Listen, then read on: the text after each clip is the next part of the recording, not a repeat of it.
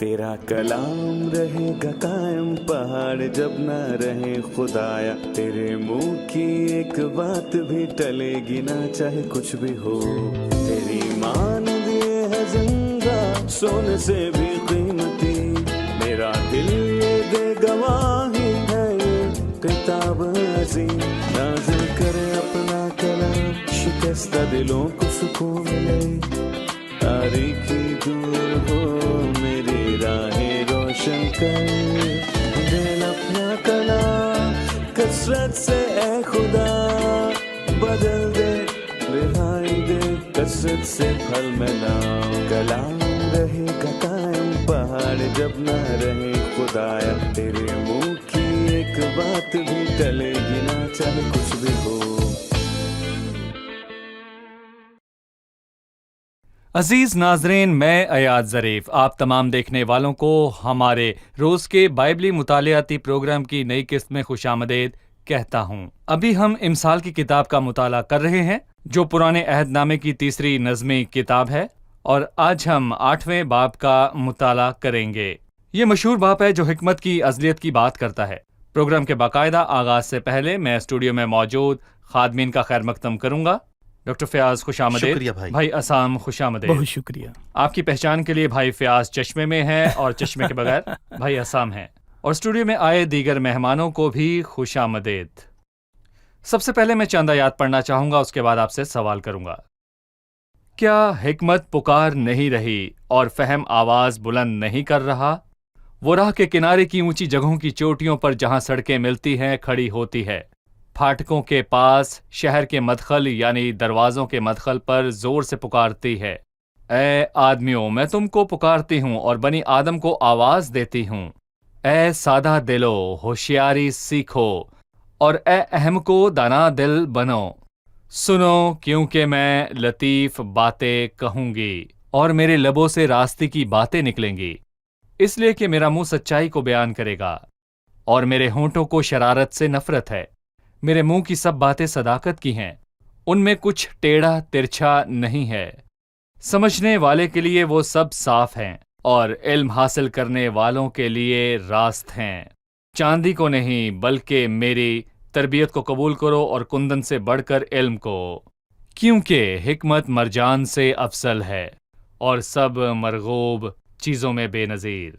Doctor Fayaz, बाब का आगाज़ हिकमत की बात से होता है। हिकमत पुकारती और बोलती है। हमें बताइए, क्योंकि हिकमत पुकारती है और वो किसको पुकार रही है? हम दूसरी मर्तबा हिकमत के मुतालिक पढ़ते हैं कि वो खुद को हर एक के लिए पेश करती है। वो इंतजार नहीं करती कि लोग उसके पास आएं, बल्कि वो लोगों के पास खुद जाती है। और हमने 3 मर्तबा मोहब्बत की आवाज़ के मुतालिक पढ़ा जो हिकमत से ताल्लुक रखती है और मुख्तलिफ लोगों को पुकारती है। पहले हम 8वें और 9वें बाब में हिकमत के मुतालिक पढ़ते हैं कि वो मुख्तलिफ लोगों को यहाँ पर वाज़े तौर पर पुकार रही है।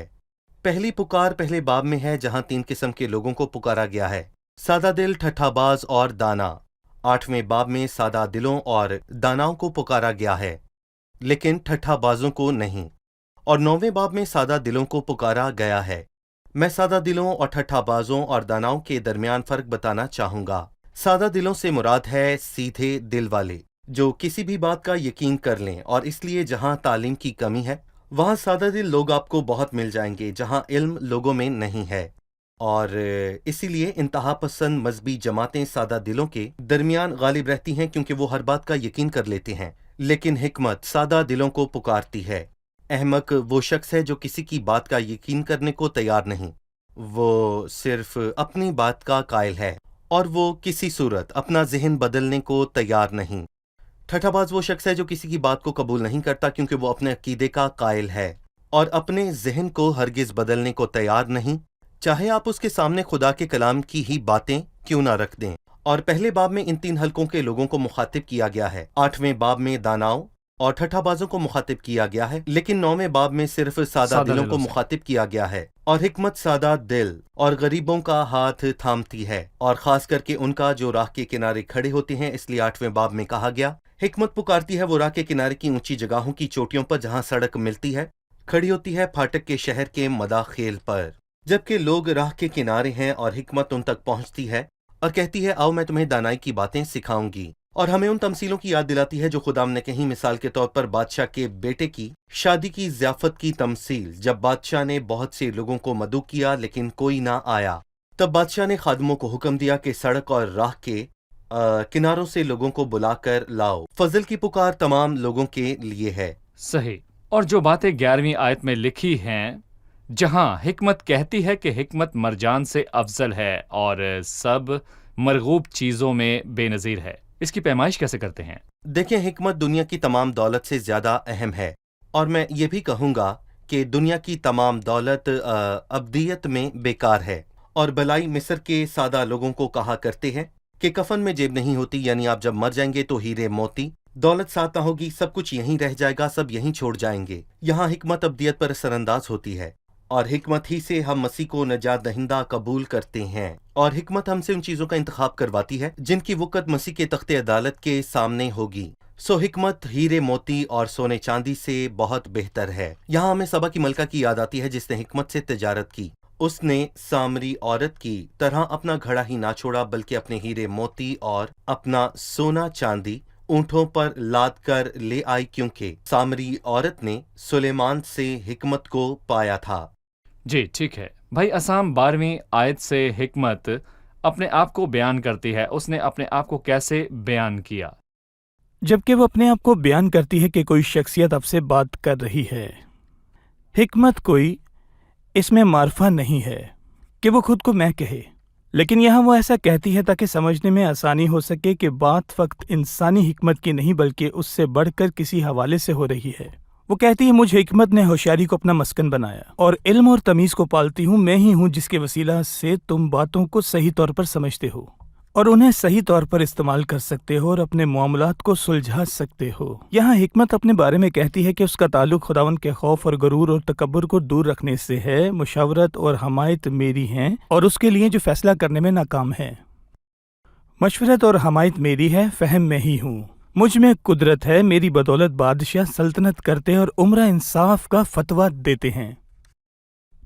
پھر وہ کہتا ہے، جو مجھ سے محبت رکھتے ہیں میں ان سے محبت رکھتی ہوں، اور جو مجھے دل سے ڈھونڈتے ہیں وہ مجھے پالیں گے۔ اس سے واضح طور پر ظاہر ہوتا ہے کہ یہاں حکمت بطور صفت بات نہیں کی گئی، کیونکہ صفت کبھی محبت نہیں کرتی، پکارتی یا خود کو نہیں کہتی۔ بائبل کہتی ہے کہ حکمت کلام کر رہی ہے، اور کیا یہ محض شاعری کا ایک انداز نہیں ہو بے سکتا؟ شک یہ شاعری کا انداز ہے، لیکن جب آپ اس باب کا پورا مطالعہ کرتے ہیں تو باقی کے باب میں حکمت کہتی ہے، خداوند نے انتظام عالم کے شروع میں اپنی قدیمی سنتوں سے پہلے مجھے پیدا کیا۔ یہ الفاظ ظاہر کرتے ہیں کہ وہ کسی مزید گہری چیز کا حوالہ دے رہا ہے۔ اسی حوالے سے آپ سے جانیں گے لیکن ایک وقفے کے بعد کہ کیا یہاں حکمت اپنی بات کر رہی ہے یا کسی اور شخصیت کی، لیکن یہ سب کچھ جانیں گے ایک وقفے کے بعد۔ ناظرین ملتے ہیں ہم ایک چھوٹے سے وقفے کے بعد، ہمارے ساتھ رہیے۔ خدا کا شکر ہے کہ اس نے بائبل کو صرف سمجھداروں کے لیے پرکشش نہیں بنایا۔ اگر وہ ایسا کرتا تو بہتیرے اسے سمجھنے سے قاصر رہتے۔ یہ پیغام سادہ دلوں کے لیے ہے، اپنے آپ میں ایک سادہ پیغام ہے۔ خدا کے کلام کے معاملے میں ہمیں کس قدر سادہ ہونے کی ضرورت ہے۔ انسان کا مسئلہ یہ ہے کہ کبھی کبھار وہ پیچیدہ باتوں میں الجھ کر فہم کے عمل میں رکاوٹ بن جاتا ہے۔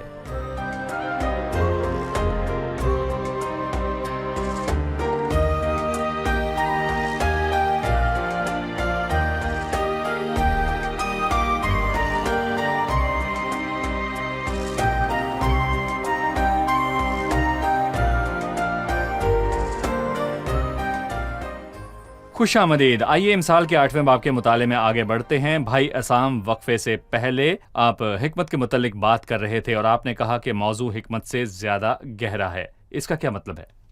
میرا مطلب ہے بائبل ہمیں بتاتی ہے کہ یسوع کی گواہی نبوت کی روح ہے۔ ساری بائبل مسیح کی ذات کے اظہار پر لکھی گئی، سو میں ہر بات میں اسے ہی ڈھونڈتا ہوں۔ وہ خالق ہے جس نے سب کچھ تخلیق کیا ہے۔ وہ عورت کی موجودہ نسل ہے۔ پیدائش 3 باب اور مکاشفہ کی آخری الفاظ میں بائبل مسیح کی بات کرتی ہے، پھر چاہے وہ اس کی پیدائش سے پہلے کی نبوتیں ہوں یا اس کے آنے کے بعد کا۔ اس باب میں ایسے الفاظ ہیں جو کسی صفت کی بابت نہیں کیے جا سکتے۔ میں صداقت کی راہ پر، انصاف کے راستوں پر چلتی ہوں تاکہ میں ان کو جو مجھ سے محبت رکھتے ہیں ان کے مال کے وارث بناؤں اور ان کے خزانوں کو بھر ڈالوں۔ اب یہاں دیکھیں کہ ایک صفت صداقت کی راہ پر کیسے چل سکتی ہے، تاکہ میں ان کو جو مجھ سے محبت رکھتے ہیں ان کے مال کے وارث بناؤں اور ان کے خزانوں کو بھر دوں۔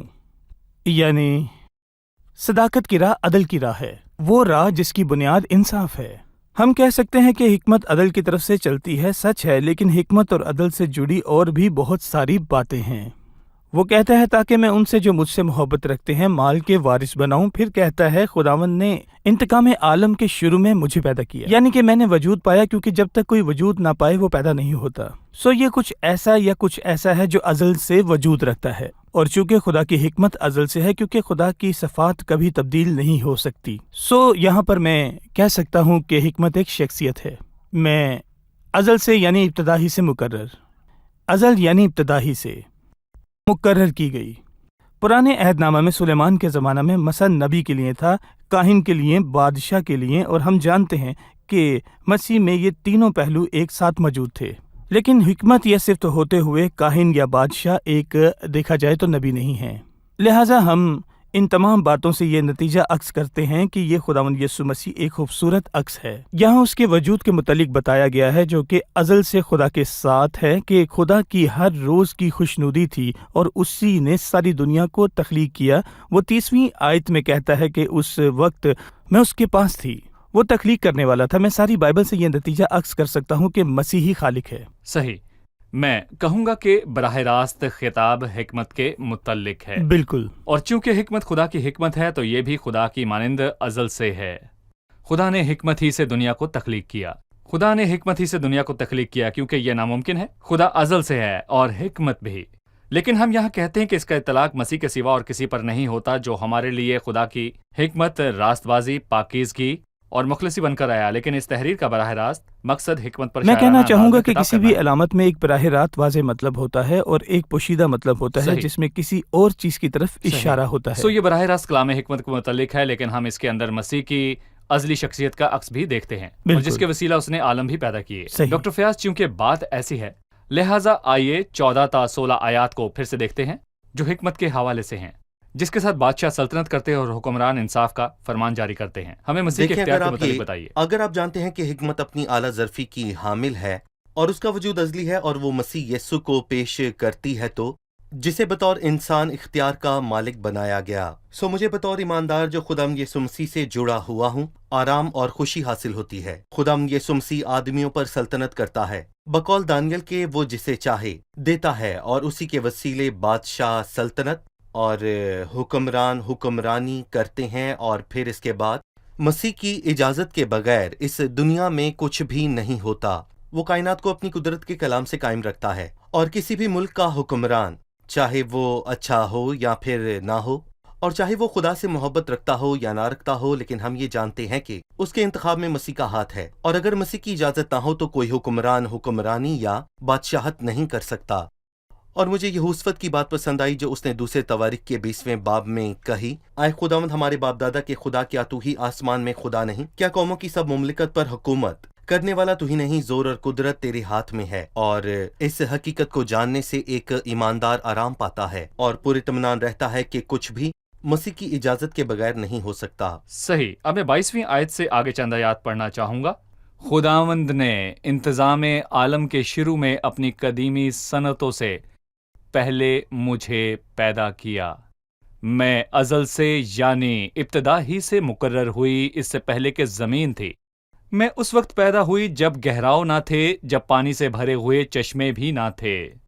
میں پہاڑوں کے قائم کیے جانے سے پہلے اور ٹیلوں سے پہلے خلق ہوئی، جبکہ اس نے ابھی نہ زمین کو بنایا تھا، نہ میدانوں کو، اور نہ زمین کی خاک کی ابتدا تھی۔ جب اس نے آسمان کو قائم کیا، میں وہیں تھی۔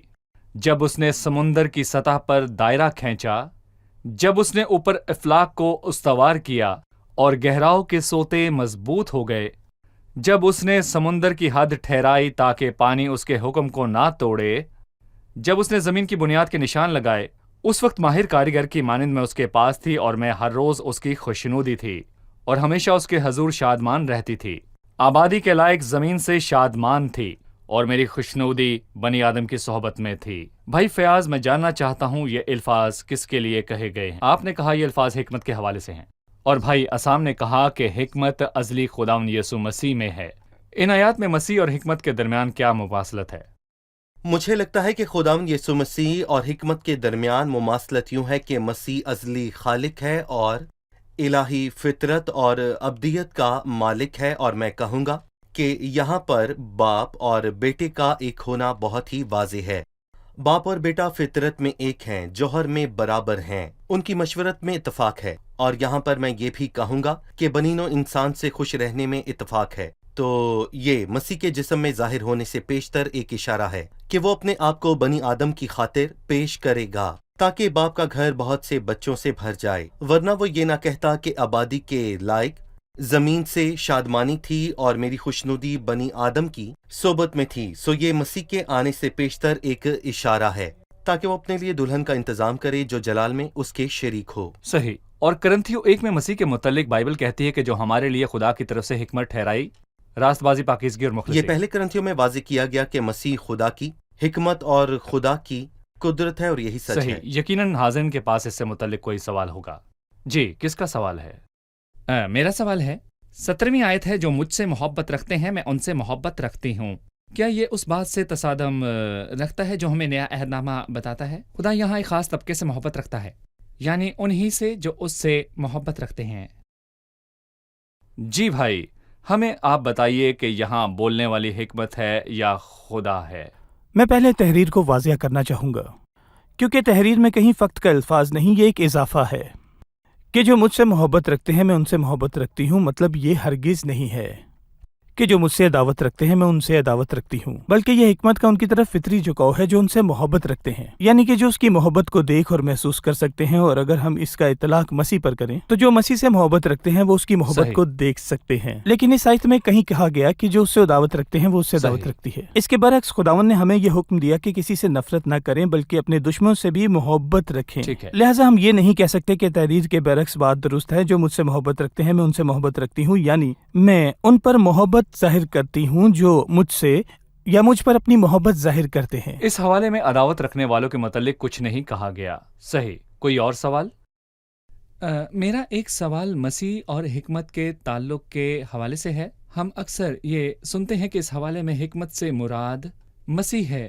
میرا سوال 24ویں اور 25ویں آیت سے ہے۔ لکھا ہے، میں اس وقت پیدا ہوئی جب گہراؤ نہ تھے، جب پانی سے بھرے ہوئے چشمے بھی نہ تھے، میں پہاڑوں کے قائم کیے جانے سے پہلے اور ٹیلوں سے پہلے خلق ہوئی۔ میں اس وقت پیدا ہوئی۔ اگر ہم اس کا اطلاق مسیح پر کریں تو یہ اس کی ازلیت کا انکار ہوگا۔ ٹھیک ہے، اچھا سوال۔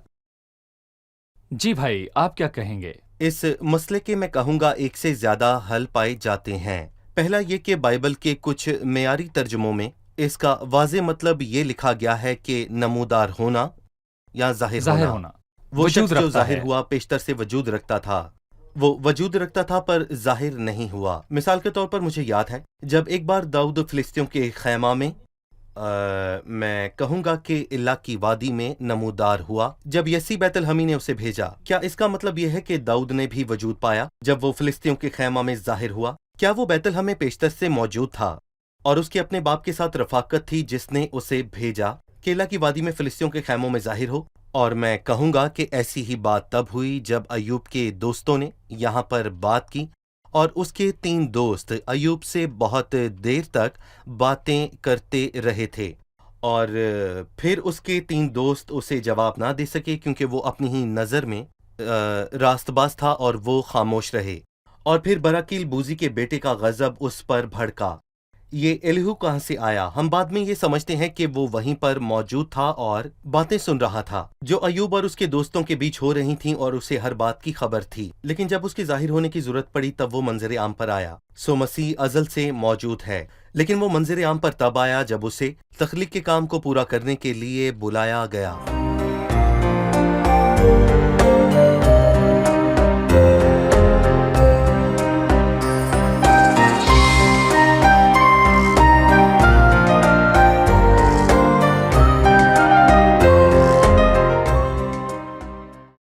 سو ہم کہہ سکتے ہیں کہ امثال 8 میں حکمت کے متعلق جو بات کی گئی ہے وہ دراصل اس کی حکمت ہے جو خدا کے ازلی وجود سے جڑی ہے۔ خدا ازلی ہے اور حکمت بھی ازلی ہے۔ حکمت پیدا ہوئی مطلب وہ خدا کے کام کی خاطر نمودار یا ظاہر ہوئی، لیکن مسیح کے متعلق ہمیں مسیح کی ازلی فطرت کا सबूत ना सिर्फ इमसाल 8 में बल्कि यूहन्ना 1 में भी मिलता है कि इब्तिदा में कलाम था और कलाम खुदा के साथ था और कलाम खुदा था, यही इब्तिदा में खुदा के साथ था। सो मसीह अज़ल से अब तक बाप और रूहुल कुद्स के साथ मौजूद है। भाई याद मैं और- कहना चाहूंगा जी कि कहिए। अलामत चाहे कोई भी हो, हम सच को उसकी बुनियाद पर नहीं कर सकते, सही। बल्कि एक वाज़े हवाले की तस्दीक शुदा हकीकत के जरिए हम अलामत को पेश कर सकते हैं, लेकिन मैं तमाम हकीकत को किसी अलामत की बुनियाद पर नहीं रख सकता। मसीह जिसका नाम मुबारक है यहूदियों से कहता है कि पेशतर उससे कि अब्राहम पैदा हो, मैं हूँ, मैं अज़ल से अब तक मौजूद हूँ।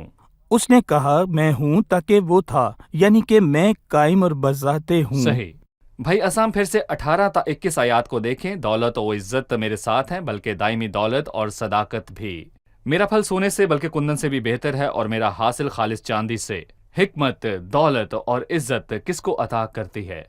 जी, उसे जो उससे मोहब्बत रखता है।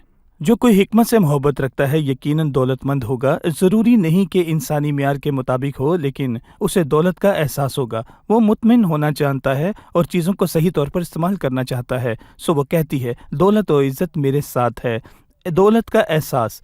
लेकिन वो इंसानी मियार के मुताबिक नहीं, जिसके मुताबिक रकम की सिफर शामिल करने से इजाफा होता है। लेकिन शख्स अपनी दौलत बढ़ाना चाहता है, सो 1 मिलियन का 10 मिलियन हो जाता है, फिर मिलियन हो जाता है, लेकिन उस पर कोई फ़र्क नहीं पड़ता और उसे कोई नया एहसास नहीं होता। लेकिन हकीकत दौलत एक अंदरूनी एहसास है, ताकि बैरूनी या बाहरी शय है। हिकमत ही ये चीज़ें अता करती है, क्योंकि उसके वसीला हम बातों को सही। सही तौर पर सीखते हैं। ये हिकमत अपने मुताबिक कहती है कि अगर हम मसीही की बात करें तो वही असल हमारी दौलत है। जी, ठीक है। डॉक्टर फयाज, उसने 32वीं आयत में कहा, इसलिए ए बेटो मेरी सुनो, क्योंकि मुबारक हैं वो जो मेरी राहों पर चलते हैं। तरबियत की बात सुनो और दना बनो और इसको रद्द ना करो। मुबारक है वो आदमी जो मेरी सुनता है और हर रोज मेरे फाटकों पर इंतजार करता है और मेरे दरवाजों की चौखटों पर ठहरा रहता है, क्योंकि जो मुझको पाता है जिंदगी पाता है और वो खुदा का मकबूल होगा। लेकिन जो मुझसे भटक जाता है अपनी ही जान को नुकसान पहुंचाता है। मुझसे अदावत रखने वाले सब मौत से मोहब्बत रखते हैं। हिकमत के मुतल्लिक इन आयात पर खलासा कीजिए। इन आयात में 2 मरकजी बातें हैं। पहली जो आयात 32 और 33 में है, जो दोहरी मुबारक हाली है। उस शख्स की मुबारक हाली जो हिकमत की राहों में कायम रहता है और उसकी जो हिकमत की आवाज़ सुनता है। हमें ना सिर्फ सुनना है बल्कि उसमें कायम भी रहना है। मतलब हिकमत का इतलाक करो, ये आयत 32 और 33 में मौजूद है। और आयत 34, 35 और 36 3 किस्म के लोगों का जिक्र करती है जिनका हिकमत को लेकर मुख्तलिफ बर्ताव है, जो कि हिकमत के पुकारने और हिकमत के हाथ बढ़ाने पर है। पहली किस्म उनकी है जो हिकमत को पाते हैं और ये मुबारक हैं, क्योंकि जो मुझको पाते हैं जिंदगी पाते हैं और वो खुदावंद के मकबूल होंगे। और दूसरी किस्म उनकी है जो हिकमत को पाने में नाकाम रहते हैं और भटक जाते हैं और उसके पुकारने और फजल से हाथ बढ़ाने पर गौर नहीं करते। सो मैं कहूँगा कि वो अपने ऊपर मुसीबत लाते हैं। और तीसरी किस्म उनकी है जो हिकमत से अदावत रखते हैं। वो हिकमत की बर्दाश्त नहीं करते और किसी किस्म का राब्ता भी नहीं रखना चाहते। वो मौत से मोहब्बत रखते हैं, गोया वो खुदा को ललकारते हैं। मौत के सिवा कोई उनका मुंतजिर ना होगा। ठीक है। जो बात ये साबित करती है कि हिकमत यहाँ मसीह को जाहिर कर रही है, ये है कि जो मुझको पाता है जिंदगी पाता है। जी जिंदगी पाता है। और मसीह ने खुद कहा, राह, हक और जिंदगी मैं हूँ। बहुत शुक्रिया। हम किस्त के इख्तिताम पर हैं। आइए अब मेहमानों से उनकी राय जानते हैं। मुझे जिस बात ने बहुत मुतासिर किया वो ये है कि जहाँ आसपास से हमें ये आवाज़ें सुनाई देती हैं कि मत सोचो, मत पूछो, मत जानो। बाइबल हमारी हौसला अफजाई करती है कि दानिशमंद बने, ताकि समझे, जाने, मुताला करें, हिकमत की तलाश करें, हिकमत का पीछा करें और हिकमत से पूछें। मुझे अच्छा लगा कि बाइबल मुकद्दस के अंदर हिकमत के मुतालिक ऐसी वाज़े हौसला अफजाई है। सही। हर तरह के हालात के अंदर हमारी तसल्ली का बायस हिकमत का इख्तियार या खुदा का इख्तियार है, जो सब कौमों की सल्तनत करता है और जो बादशाहों को बनाता और हटाता है। सही। 2 बातों ने मुझे मुतासिर किया और वो हिकमत को दौलत से मुमताज करती हैं। हिकमत अंदरूनी दौलत बख्शती है, जबकि अरबों का खजाना अंदरूनी दौलत या दिली खुशी अता नहीं कर सकता। और ज़मीनी ख़जानों की वक़्त भी ज़मीनी है, ना कि अबदी। लेकिन हिकमत की वक़्त अबदी है जो कायम रहती है। सही। خداوند کا خوف حکمت کا شروع ہے اور اس قدوس کی پہچان فہم ہے، کیونکہ میری بدولت تیرے ایام بڑھ جائیں گے اور تیری زندگی کے سال زیادہ ہوں گے۔ صحیح، بہت شکریہ، خداوند آپ سب کو برکت دے۔ میں خادمین کا بھی شکر گزار ہوں۔ اگلی قسط میں ہم مطالعے میں آگے بڑھیں گے۔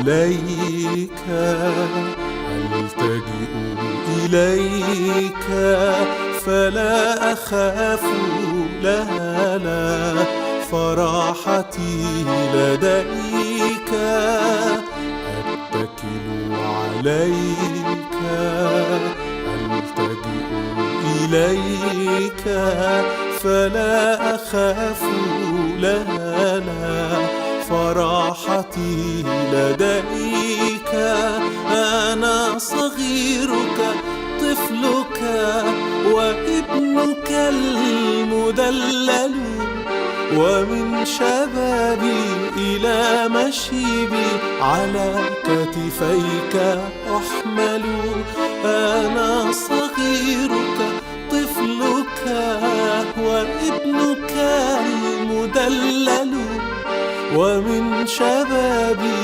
إلى مشيبي على كتفيك أحمل إيماني أنت وهبته ماضي أنت غفرته إيماني أنت وهبته ماضي أنت غفرته ولي بيت جميل بسمائك صنعته وضمنته لي ضمنته ترتب قدامي مائدة إطعامي ترتب قدامي مائدة إطعامي وتطعمني يداك يا حلو اليدين ترتب قدامي مائدة إطعامي ترتب قدامي مائدة إطعامي وتطعمني يداك يا حلو اليدين فلا عجب إن رقت الدنيا ولم تعنيني رقتها ولا عجب إن ضاقت الدنيا فزاد إيماني لأنني أتكل عليك ألتجئ إليك فلا أخاف لا لا فراحتي لديك تیرا کلام رہے گا قائم پہاڑ جب نہ رہے خدایا تیرے منہ کی ایک بات بھی ٹلے گی نہ چاہے کچھ بھی ہو تیری مانند یہ ہے زندہ سونے سے بھی قیمتی میرا دل یہ دے گواہی ہے یہ کتاب عظیم نازل کرے اپنا کلام شکستہ دلوں کو سکون ملے تاریکی دور ہو میری راہیں روشن کر دل اپنا کلام کثرت سے اے خدا بدل دے رہائی دے کثرت سے پھل ملا کلام رہے گا قائم پہاڑ جب نہ رہے خدایا تیرے منہ کی ایک بات بھی ٹلے گی نہ چاہے کچھ بھی ہو